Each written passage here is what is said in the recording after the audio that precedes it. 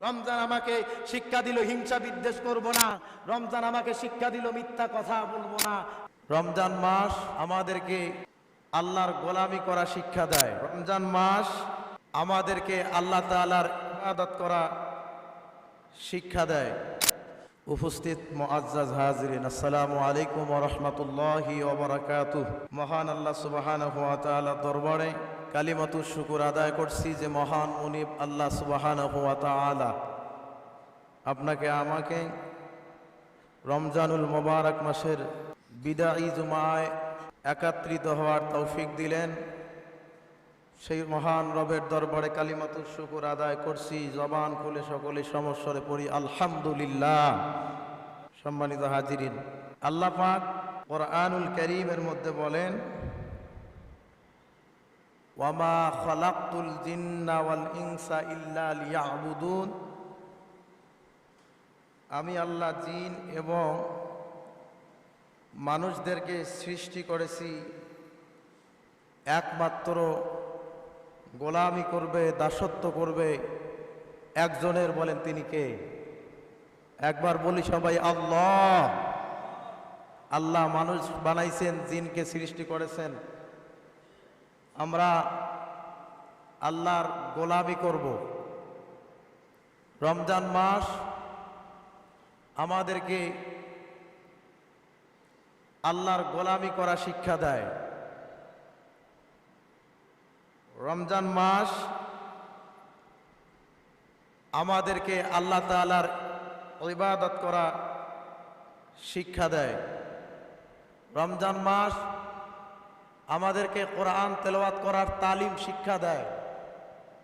রমজান মাস আল্লাহ তাআলা আমাদেরকে বেশি বেশি করে নামাজ আদায় করার তালিম শিক্ষা দেন।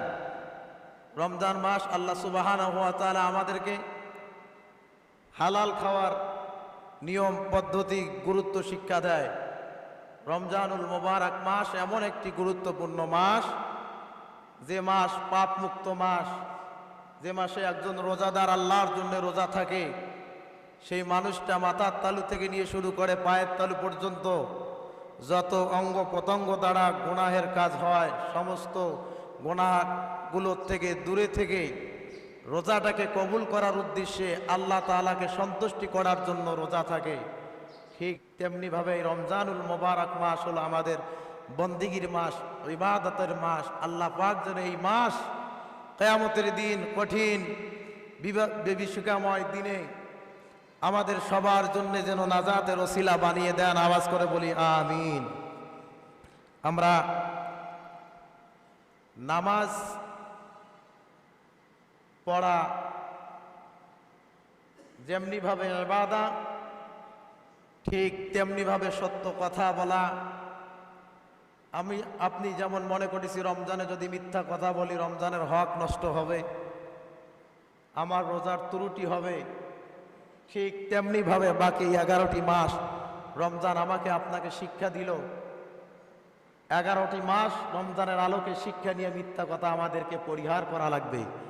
আল্লাহ যেন আমাদেরকে এই মিথ্যা পরিহার করার তৌফিক দান করেন। বলেন আমিন। সম্মানিত হাজিরিন, আল্লাহ রসুল সাল্লাল্লাহু আলাইহি ওয়াসাল্লামের কাছে এক ব্যক্তি এসে আরজ করলেন, ইয়া রাসূলুল্লাহ, ইয়া হাবিবাল্লাহ, আমি জীবনে অনেক পাপ করেছি, তবে আমি সমস্ত পাপ বাদ দিতে পারবো না। সমস্ত গুনাহের কাজ আমি বাদ দিতে পারবো না, তবে আমাকে একটা গুনাহের কাজ বাদ দেওয়ার পদ্ধতি দেখিয়ে দেন, জানিয়ে দেন। আল্লাহ রসুল সাল্লাল্লাহু আলাইহি ওয়াসাল্লাম তাকে বললেন, তুমি কখনো তোমার জবান দিয়া মিথ্যা কথা বলবা না।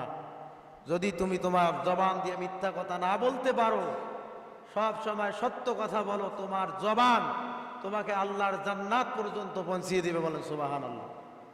এই জন্য রমজানের সর্বোত্তম শিক্ষা হলো আমরা কখনো মিথ্যা বলবো না। আল্লাহ যেন আমাদেরকে বুঝার, বাস্তবে আমল করার তৌফিক দান করেন। বলেন আমিন।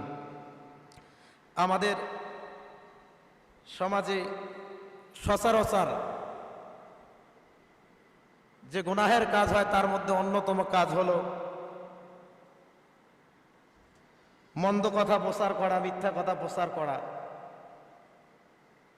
কাউকে ছোট করার জন্য হোক, নিজের সম্মান বাড়ানোর জন্যই হোক,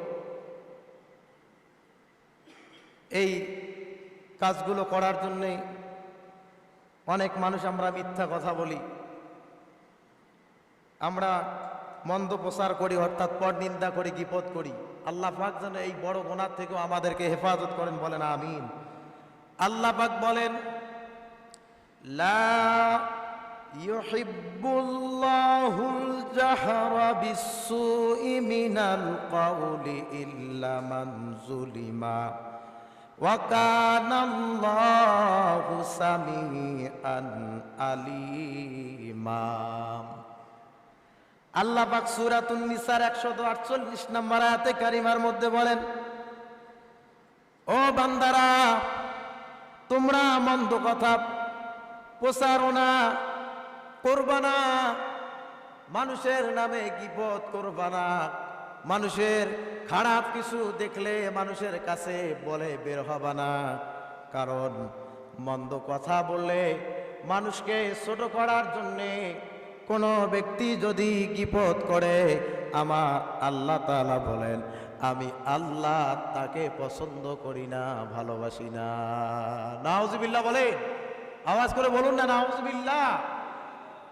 মন্দ কথা যদি আমরা বলি কাউকে ছোট করার জন্য হোক, নিজের সম্মান বাড়ানোর জন্য হোক, এই কাজগুলো আল্লাহ তাআলা পছন্দ করে না, ওই ব্যক্তিকে আল্লাহ তাআলা ভালোবাসেন না। ওয়া কানাল্লাহু সামিআন আলিমা। আর আল্লাহ পাক সুবহানাহু ওয়া তাআলা সব কিছু শোনেন এবং জানেন, বান্দা প্রকাশ্যে কি করে, বান্দা গোপনে কি করে।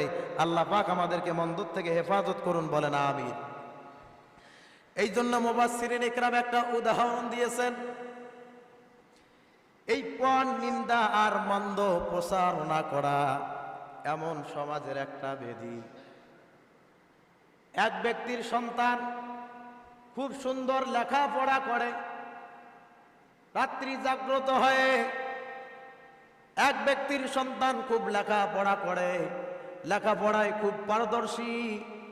ও মুসলমান, একই ক্লাসের মধ্যে 100 জন ছাত্র যদি লেখাপড়া করে, 100 জন ছাত্রের মধ্যে 100 জনই প্লাস পায় না, মাঝে মধ্যে 2-1টা ফেলও করে। এই জন্যে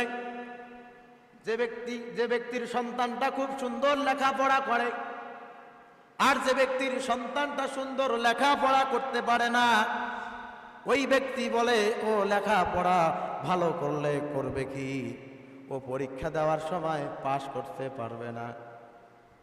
আবার কিছুদিন পরে যখন ওই ছাত্রটা পরীক্ষার মধ্যে একটা ভালো রেজাল্ট করলো, পরীক্ষার মধ্যে পাশ করলো, ওই যে ব্যক্তির সন্তান লেখাপড়ায় ভালো রেজাল্ট করতে পারে না, সে বলল পরীক্ষায় পাশ করলে হবে কি, পাশ করতে পারে পরীক্ষায়, কিন্তু ওই ব্যক্তির চাকরি হবে না।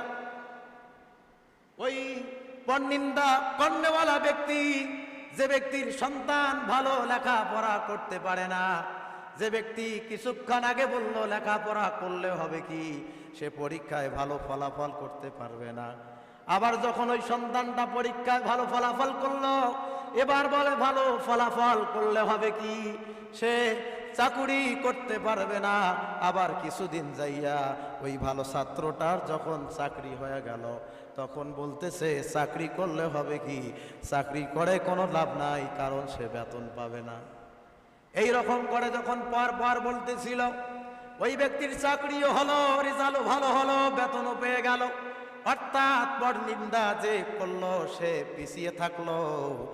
আর যার নামে পরনিন্দা করা হলো ছোট করার জন্যে, ওই ব্যক্তির মর্যাদা বাড়িয়ে দিলেন যিনি, বলেন না তিনি কে? জোরে বলুন না কে, আরো জোরে বলেন কে? আল্লাহ বলেন, তুমি তোমাকে তোমার নিজের চোখে ছোট মনে করো। আল্লাহুম্মা জাআলনি ফি আইনি সগীরা। আল্লাহ নবী সব সময় দোয়া করতেন, বলতেন আল্লাহ আপনি আমি নবীকে আমার চোখে ছোট বানান। ওয়া ফি আয়ুনিন নাসি কাবীরা। সারা দুনিয়ার মানুষের চোখে আমি নবীকে আল্লাহ আপনি বড় বানায়া দেন।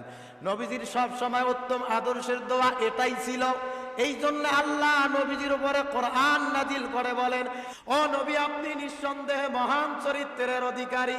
দুনিয়ায় আল্লাহ ১৬ লক্ষ পয়গম্বর প্রেরণ করেছেন, তাদের ব্যাপারে আল্লাহ তার নামটা সংযুক্ত করেন নাই। নবী মুহাম্মদুর রাসূলুল্লাহর ব্যাপারে আল্লাহ পাক রব্বুল আলামিন কালেমার সঙ্গে আল্লাহর নামটা সংযুক্ত করে দিয়েছেন। বলুন না সুবহানাল্লাহ। এই জন্য এই গীবত পরনিন্দার থেকে দূরে থাকবো। আল গীবাতু আশাদ্দু মিনাজ জিনা। আল্লাহ রাসূল বলেন, কোন ব্যক্তি যদি গীবত করে, কোন ব্যক্তি যদি সমালোচনা করে, নিজের সম্মান বাড়ার জন্য কাউকে ছোট করে বা কাউকে ছোট করে, আল্লাহ নবী বলেন ওই ব্যক্তির আমল নামায় জিনা করার চাইতেও বড় অপরাধ লেখা হয়। বলেন না নাউযুবিল্লাহ। এই জন্য এটা একটা হলো সমাজের বড় পাপ। এই পাপগুলো আমাদের সচরাচর হয়ে থাকে। এই পাপগুলো থেকে আমাদেরকে বিরত থাকা লাগবে। হযরত খিজির আলাইহিস সালাতু ওয়াস সালাম একদিন খিজির আলাইহিস সালাতু ওয়াস সালামের কাছে এক ব্যক্তি এসে জিজ্ঞাসা করলো, পয়গম্বর আমি আপনার কাছে দোয়া চাই, আপনি আমার জন্য আল্লাহর কাছে একটু দোয়া করবেন। আপনি নবী মানুষ, আমার পাশের বাড়ির মানুষদের অনেক ধন সম্পদ, তাদের যা যা আছে আমার যেন তা ডবল করে আল্লাহ দিয়ে দেয়। খিজির আলাইহিস সালাতু ওয়াস সালাম আল্লাহর দরবারে দোয়া করে দিলেন, কারণ ওই ব্যক্তি পরনিন্দা করে। একজনের জায়গা জমি বেশি, একজনের সন্তান লেখাপড়া করতে পারে ভালো, একজনের সন্তান হাফেজে কোরআন হয়েছে, আলেম হয়েছে, চাকরি করে। আর এমনও ব্যক্তি আছে তারা এই জায়গায় না থাকার কারণে ওই ব্যক্তিগুলো তাদের পর নিন্দা করে, সমালোচনা করে। আওয়াজ করে বলেন তো, এই রকম মানুষ আমাদের সমাজে আছে না নাই?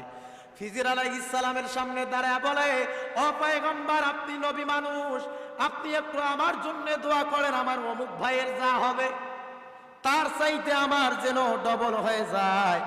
এই রকম করে যখন বলেছিল, খিজির আলাইহিস সালাতু ওয়াস সালাম আল্লাহর দরবারে দোয়া করলেন, বললেন আল্লাহ ওই ব্যক্তির পাশের বাড়ির ব্যক্তির যা যা হবে তাকে আপনি দ্বিগুণ করে দান করে দেন। দোয়া আল্লাহর দরবারে কবুল হয়ে গেছে। এবার পাশের বাড়ির ব্যক্তি একতলা বাড়ি দিছে, ওই ব্যক্তির 2 তলা বাড়ি হয়ে গেছে। পাশের বাড়ির ব্যক্তির একটা গাড়ি হয়ে গেছে, ওই ব্যক্তির 2টা গাড়ি হয়ে গেছে। তৃতীয় নাম্বারের সময় এমন একটি সময় এসে গেছে, ওই যে ব্যক্তিটাকে দেখে পরনিন্দা করত, হিংসা করত, ওই ব্যক্তিটার একটা চক্ষু নষ্ট হয়ে গেছে, বন্ধ হয়ে গেছে। নষ্ট হওয়ার কারণে ওই পাশের ব্যক্তিওয়ালা ব্যক্তিটা যে খিজির আলাইহিস সালাতু ওয়াস সালামের কাছে দোয়া চাইতো আমার যেন দ্বিগুণ হয়ে যায়, ওই পাশের ব্যক্তিটার যখন একটা চোখ অন্ধ হয়ে গেল, ওই ভাইয়েরও 2টা চোখ অন্ধ হয়ে গেল। এবার খিজির আলাইহিস সালামের ওই ব্যক্তির সঙ্গে যখন সাক্ষাৎ হয়ে গেল, ওই ব্যক্তিকে খিজির আলাইহিস সালাম বলে, ভাই তুমি কি সব কিছুর বিনিময়ে 2টা পাইছো? বলে জি 2টা পাইছি, আমি এটা কখনো আশা করি নাই। 2টা চাইতে যাইয়া ওই ভাইয়ের একটা চোখ নষ্ট হইল, আমার 2টা চক্ষু নষ্ট হয়ে গেল, বন্ধ হয়ে গেল, আমি তো আর দেখতে পাই না। পয়গম্বর খিজির আলাইহিস সালাতু ওয়াস সালাম বলেন, হিংসার প্রতিদান তুমি আবার সামনে আরো কিছু পাবা। আবার কিছুদিন যাইয়া পাশের বাড়ির ব্যক্তির একটা হাত অবাস হয়ে গেছে, ওই ব্যক্তির 2টা হাতেই অবাস হয়ে গেছে। কিছুদিন যাওয়ার পরে পাশের ব্যক্তিটাকে দেখে হিংসা করত, তার একটা পা অবাস হয়ে গেছে, ওই ব্যক্তির 2টা পা অবাস হয়ে গেছে। এই জন্য রাসূল বলেন, হিংসা এমন একটা মারাত্মক রোগ, যার জন্য আপনি হিংসা করবেন ওই ব্যক্তি ধ্বংস হবে না, হিংসা আপনার গায়ে লাগবে, আপনি নিজেই প্রজ্বলিত হবেন, ধ্বংস হয়ে যাবেন। ছুরিয়াঘাত দিয়ে একটা মানুষকে হত্যা করলে পরে যেমন কষ্ট হয় না, যে ব্যক্তি হিংসা করে ছুরিয়াঘাতের চাইতো খুব দ্রুত হিংসা করেওয়ালা ব্যক্তিটা ধ্বংস হয়ে যায়। এই জন্য আল্লাহ পাক আমাদেরকে যেন হিংসার থেকে বাঁচায়, হেফাজত করে। রমজানে যে ব্যক্তি আমরা রোজা থাকলাম, রমজানের উত্তম শিক্ষা হলো বিদায়ী জুম্মায় বলে যাই, ও আল্লাহর বান্দারা, হায়াতের জিন্দেগিতে কোন মুসলমান যদি জান্নাত যেতে চায়, কোন ব্যক্তি কখনো হিংসা করা যাবে না। হিংসাকারীকে ভালোবাসেন না যিনি, বলেন তিনি কে? জোরে বলুন না কে? এবার আসেন রমজানের 2 নম্বর শিক্ষা। আমরা কখনো হায়াতের জিন্দেগিতে এমন একটি সময়ও যাবে না যে সময়ের মধ্যে আমরা রাগ করব না, রাগ করব না। আমরা রাগ ছাড়া জীবন করব। আল্লাহ যেন রাগ মুক্ত জীবন গড়ার তৌফিক আমাদেরকে দান করেন। আওয়াজ করে বলুন না আমিন। আবু যার গিফারি রাদিয়াল্লাহু তাআলা আনহু, তিনি একটা নালা তৈরি করেছেন। আপনারা যেমন জমিনে পানি দেন, পানি দেওয়ার জন্য যেমন নালা বানান, আমরা যেটাকে ড্রেন বলি, এই নালা আপনি বানাইছেন। আবু যার গিফারি নালা বানাইছে। বানার পরে কিছুক্ষণ পরে ওই নালার পাশ দিয়া কিছু মানুষ হেরে যাওয়ার কারণে নালাটা ভেঙে গেছে। আচ্ছা, আপনি সকাল থেকে সন্ধ্যা পর্যন্ত পানি যাওয়ার জন্য নালা বানাইলেন, আর একটা মানুষ যা পা লাগায় আপনার নালা যদি ভেঙে দেয়, আপনার মাথা গরম হবে না ঠান্ডা হবে? আল্লাহ রসুল বলেন, আবু যার গিফারি রাদিয়াল্লাহু তাআলা আনহু পানি যাওয়ার নালা তৈরি করলো। তৈরি করার পরে কিছুক্ষণ পরে একজন ব্যক্তি নালার পাশ দিয়ে হেঁটে গেল। ওই পানির নালাটা ভেঙে গেল, পানিগুলো এদিক সেদিক ছুটে গেল। একজন সাধারণ মানবিক মানুষের দৃষ্টি ভঙ্গি যদি এটার মধ্যে থাকবে যে আমি কষ্ট করে কাজ করলাম, কাজ করার পরে আমার নালা ভেঙে দিল, ওকে গালি দিব, না হইলে আমি তাকে মারব। এই কথা যখন বলে, এই সিদ্ধান্ত তৈরি হয়ে গেছে, আবু যার গিফারি তিনি নালার মধ্যে ওই অবস্থায় বসে পড়ছেন। বসে পড়ার পরে আবু যার গিফারির সন্তান তাকে ওয়াসওয়াসা দিয়েছিল গালি গালাজ করার জন্য। তিনি যখন বসে গেলেন আর চিন্তা করলেন, আমি যদি আমার ভাইকে গালি দেই, আল্লাহ তো ওই বর্ণিন্দাকারীকে, বিপদকারীকে, গালি দেওয়া ব্যক্তিকে ভালোবাসে না। আমি যদি গালি দেই তাহলে তো বেয়াদবি হবে, রাগ দেখালে পরে ওই মানুষটা আমার উপরে মন খারাপ করবে। রাগকে দমন করার জন্য আবু যার গিফারি ওই পানির নালার মধ্যে বসে গেলেন। বলেন না সুবহানাল্লাহ। ওই মানুষগুলো জিজ্ঞাসা করলো, আবু যার তুমি কি কারণে ওই পানির নালার মধ্যে বসলা? আবু যার বলে, আমার যে রাগ উঠেছিল, আমি যদি দাঁড়ায়া যাইতাম, দাঁড়ায়া থাকতাম, তাহলে তোমাদের সঙ্গে আমার কথা কাটাকাটি হতো, ঝগড়া লাগতো। আমার রাগকে শান্ত করার জন্য আমি আবু যার পানির নালার মধ্যে বসে গেছি। আমার রাগ আল্লাহ তাআলা শান্ত করে দিয়েছেন। বলেন সুবহানাল্লাহ। এই জন্য এই রাগ নিয়ন্ত্রণ করা লাগবে। কোন ব্যক্তি যদি আমরা রাগ করি, রাগ করার কারণে আমাদের জীবনে এমন ত্রুটি হয়ে যাবে, এমন ক্ষতি হবে যা হায়াতের জিন্দেগিতে পরিবর্তন করা কোনো মানুষের পক্ষে সম্ভব হবে না। আল্লাহ পাক যেন আমাদেরকে রাগ মুক্ত জীবন গড়ার তৌফিক দান করেন। বলেন আমিন। আশরাফ আলী থানভী রহমতুল্লাহ আলাইহি তিনি আল ইফাদাতুল ইত্তামিয়া নামক কিতাবের মধ্যে লেখেন, আশরাফ আলী থানভী রহমতুল্লাহ আলাইহি বলেন, দিল্লির শাহ ওলিউল্লাহ রহমতুল্লাহ আলাইহির সন্তান মাওলানা ইসহাক রহমতুল্লাহ আলাইহির কাছে এক ব্যক্তি আসার পরে জিজ্ঞাসা করলো, হুজুর আল্লাহর ওলি কাকে বলে? আল্লাহর ওলি কোন জিনিস? আল্লাহর ওলির পরিচয়টা আমাকে দেন, আমি আল্লাহর ওলি দেখতে চাই, চিনতে চাই।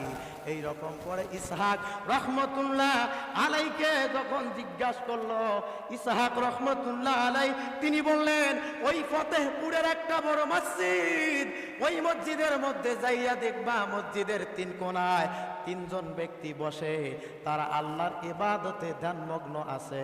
যাওয়ার পরে ওই 3 জন ব্যক্তিকে থাপ্পড় মারবা, তারপরে আমি ইসহাকের কাছে যখন চলে আসবা, আল্লাহর ওলি কাকে বলে তোমাকে পরিচয় দিয়া দিব। ও মুসলমান, রাগ করা যাবে না। রাগ না করলে কত মর্যাদা বাড়ে। যে ব্যক্তি রাগ করে না, আল্লাহ তাকে ওলি বানায়া দেয়। যে রাগ করে না, যার মধ্যে রাগ নাই, এটা রাসূলুল্লাহর আদর্শ। আল্লাহ তাকে ওলিদের চাইতে মর্যাদাবান ওলি বানায়া দেন। বলেন সুবহানাল্লাহ। যে ব্যক্তির রাগ নাই। ইসহাক বলেন, তুমি যদি ওলি চিনতে চাও তাহলে ফতেপুরের মসজিদে যাও, 3 কর্নারের মধ্যে 3 জন ব্যক্তি বসে ইবাদতের মধ্যে ধ্যানমগ্ন অবস্থায় আছে। ওই 3 ব্যক্তির কাছে যাবা, 3 জনকে থাপ্পড় মারবা, তারপরে সামনে আসবা, ওলি তুমি চিনতে পাবা। ওই ইসহাক রহমতুল্লাহ আলাইহির কথা মতো ওই ব্যক্তি ওলি চিনার জন্য ওই মসজিদের মধ্যে যাইয়া দেখে 3 ব্যক্তি 3 কোণার মধ্যে বসে তাসবিহ পড়তেছে, জিকির করতেছে। প্রথম ব্যক্তিকে যাইয়া ওই ব্যক্তিটা ওলি চিনার জন্য একটা থাপ্পড় মারছে। থাপ্পড় মারার সঙ্গে সঙ্গে ওই আল্লাহর ওলি জমিন থেকে উঠার পরে ওই ব্যক্তিকেও পাল্টা থাপ্পড় মারছে। সুবহানাল্লাহ বলেন। এই ব্যক্তি যখন থাপ্পড় মারলো, মারার পরে পাল্টা থাপ্পড়, আর কোনো কথাবার্তা নাই। পাল্টা থাপ্পড় মারার পর ওই ব্যক্তি আবার বসে ইবাদতে মশগুল হয়ে গেল। এবার 2 নম্বর ব্যক্তির কাছে যখন গেল, যাওয়ার পরে ওই দ্বিতীয় ব্যক্তিকে যখন থাপ্পড় মারছে, থাপ্পড় মারার সঙ্গে সঙ্গে ওই ব্যক্তি উঠে দাঁড়াইছে, তার চেহারার দিকে তাকাইছে। চেহারার দিকে তাকার পর ওই ব্যক্তিকে কোনো গালিগালাজ করে নাই, কোনো কথা বলে নাই, আবার বসে ইবাদতে মগ্ন হয়ে গেছে। ওই আল্লাহর ওলি যখন ইবাদতের মধ্যে মগ্ন হয়ে গেছে, 3 নাম্বার ব্যক্তির কাছে যাইয়া আবার ওই ব্যক্তিকে যখন তৃতীয় ব্যক্তিকে থাপ্পড় মারলো, মারার সঙ্গে সঙ্গে ওই তৃতীয় ব্যক্তিটা উঠার পরে হাতটা হাতের মধ্যে নিয়া বুকের মধ্যে জড়ায়া বলে, ভাই তুমি যে হাত দিয়ে আমাকে মারলা, তুমি কি তোমার হাতের মধ্যে কষ্ট পাইছো নাকি? এই বলে আল্লাহর ওলি তিনি বসে ইবাদত শুরু করে দিয়েছে। এবার ইসহাক রহমতুল্লাহ আলাইহির কাছে যাইয়া বলে, হুজুর এবার আমাকে ওলি চিনান। এই রকম ঘটনা, প্রথম ব্যক্তিকে থাপ্পড় মারার সঙ্গে সঙ্গে সে আমাকে থাপ্পড় মারলো, কারণটা কি? বলে এটা হলো কিসাস। কোন ব্যক্তি যদি কোনো ব্যক্তিকে থাপ্পড় মারে, কোরআনের আইন হলো নির্দোষ ব্যক্তিকে থাপ্পড় মারলে তাকেও থাপ্পড় মারা লাগবে। বলেন কথা কার? জোরে বলেন না কার? তিনি কিসাসের হুকুম পালন করেছেন। ইসহাক রহমতুল্লাহ আলাইহি বলেন, 1 নম্বর ব্যক্তি হলো আল্লাহর ওলি, 2 নম্বর ব্যক্তি তোমাকে থাপ্পড় মারে নাই, চেহারার দিকে তাকার পরে যখন বসে গেছে, এই ব্যক্তি হলো উচ্চ মর্যাদাবান আল্লাহর ওলি। তুমি থাপ্পড় মারছো, থাপ্পড়ের প্রতিশোধ গ্রহণ করে নাই, উচ্চ মর্যাদাবান আল্লাহর ওলি। 3 নম্বর ব্যক্তিকে যখন থাপ্পড় মারছো, এই ব্যক্তি তোমার হাতটা নিয়ে বলছে, ভাই ব্যথা পাইছো নাকি? বলে আমি তোমাকে থাপ্পড় মারছি, আবার আমাকে জিজ্ঞাসা করো। সে প্রতিশোধ গ্রহণ করে নাই, না করার কারণে উচ্চ মর্যাদাবান ওলির চাইতে আল্লাহ তাআলা তাকে সর্বশ্রেষ্ঠ ওলি বানায়া দিয়েছেন। এই জন্য 1 নাম্বার না, থাপ্পড় মারলে থাপ্পড় মারতে পারবেন, কিন্তু 1 নাম্বার হওয়া যাবে না, 2 নাম্বার হওয়া যাবে না। আমরা উম্মতে মুহাম্মাদি, আমাদের ধৈর্যচ্যুতি কম। আমরা যদি ওলি হতে চাই, আমাদের কেউ যদি গালিগালাজ করে, আমাদের উপরে যদি কেউ রাগ করে, গালি মারে, এমনকি আমাদের উপরে যদি আঘাত আসে, আমাদেরকে 3 নাম্বার ওলি হওয়া লাগবে। আঘাত আনার সঙ্গে সঙ্গে, ভাই তুমি আমাকে আঘাত হাল্লা কেন? রাসূলুল্লাহর আদর্শ, নবী বলেন আদর্শ ধারণ করলে তাকে জান্নাত দিবেন যিনি, বলেন তিনি কে? সবাই একসঙ্গে বলুন না আল্লাহ, আওয়াজ করে বলুন না আল্লাহ। তাহলে আমরা, রমজান আমাকে শিক্ষা দিল পরনিন্দা করব না, গীবত করব না। রমজান আমাকে শিক্ষা দিল হিংসা বিদ্বেষ করব না। রমজান আমাকে শিক্ষা দিল মিথ্যা কথা বলবো না। আল্লাহ পাক যেন আমাদেরকে এই রমজানের শিক্ষা নিয়ে বাকি 11টি মাস ঈমান ইহতিসাবের সঙ্গে আমল করার তৌফিক দান করেন। আওয়াজ করে বলেন আমিন। যদি ফিতর আদায় করতে হয়, যদি ঈদুল ফিতরের সুবহে সাদিকের আগ মুহূর্তেও কোনো সন্তান জন্মগ্রহণ করে, ঈদের নামাজের আগেও জন্মগ্রহণ করে, তার নামে ফিতর আদায় করা লাগবে। আমরা খুব দ্রুত সম্ভব কয়েকদিনের মধ্যে চা দুটার আগে আমরা ফিতরটা আদায় করব। পাশাপাশি আমাদের গরিব দুঃখী মানুষ যারা থাকে, এদের সবচেয়ে বেশি হক, নিকটতম আত্মীয়র বেশি হক, তাদেরকে দিবেন। আল্লাহ পাক আমাদেরকে এই ফিতর আদায় করার তৌফিক দান করুন। বারাকাল্লাহু লানা ওয়া লাকুম ফিল কুরআন।